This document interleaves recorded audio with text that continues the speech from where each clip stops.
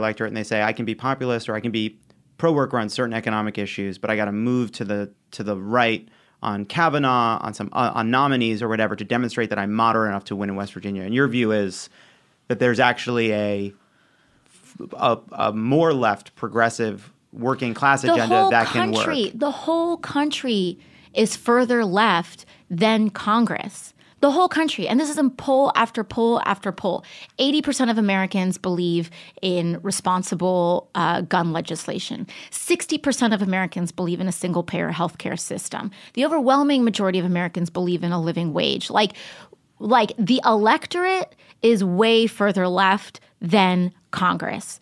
And, you know, we have low voter turnout, and I'm just amazed sometimes when I speak to either incumbents or when I speak to people in the party, and they act as though they don't exist. Like they act as though it's harder to get someone who doesn't vote to vote than to get a Republican to vote for a Democrat. Like, good luck with that one.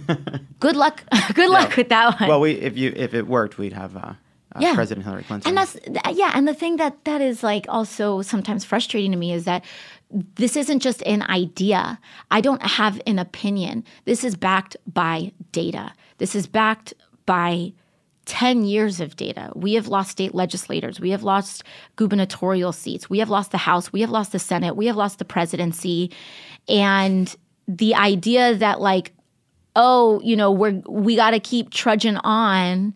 You know, I won this one race, and you would have thought that we took over half of the Democratic Party. They're like, the party has moved way too far to the left. It's one seat out of almost 200.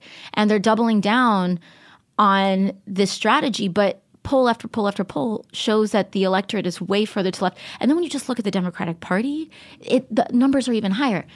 60% of Americans believe in single-payer healthcare. 74% of Democrats in this country believe in single-payer healthcare.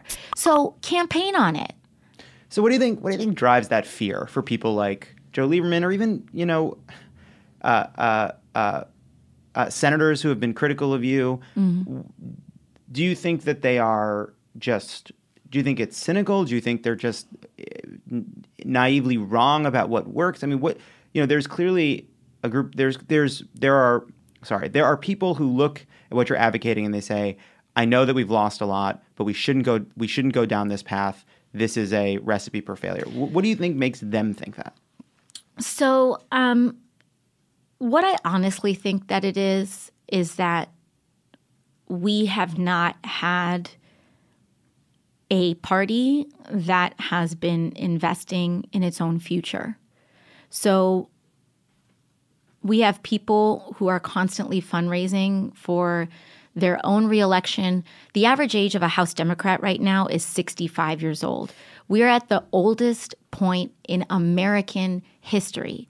And not only are people just feverishly working on their own reelection for their second or sometimes third decade, but there's no investment in future leadership. Like we're putting all of this money into state parties, and those state parties aren't working on aggressively investing in young people running in state assembly seats, state house seats, so that they can later go on to Congress. That is not happening. It's certainly happening on the right, but it hasn't been happening on the left. And so for me, I think what's happening is that, you know, a lot of these folks were in their political heyday in third way 90s politics. And they were campaigning, and they were really kind of connected most to an electorate when they were fighting for these seats, when they got these seats, when they were campaigning most, when we had more of an American middle class. And so I think that politically, this like upper middle class is probably more moderate. Mm-hmm. But that upper middle class doesn't exist anymore in America. And thanks to the continued deregulation of Wall Street, thanks to the continued gutting of working and middle class people, we need stronger champions. But I don't think that they see exactly how rising income inequality has resulted in a very stark political reality, and it has changed our political landscape. But you know, their heyday was in the 90s when, like, kids had like Furbies and like parents, you had like soccer moms with like 2 vans and stuff. Like Furbies and 2 vans. Yeah. That's a dream. That's not America anymore.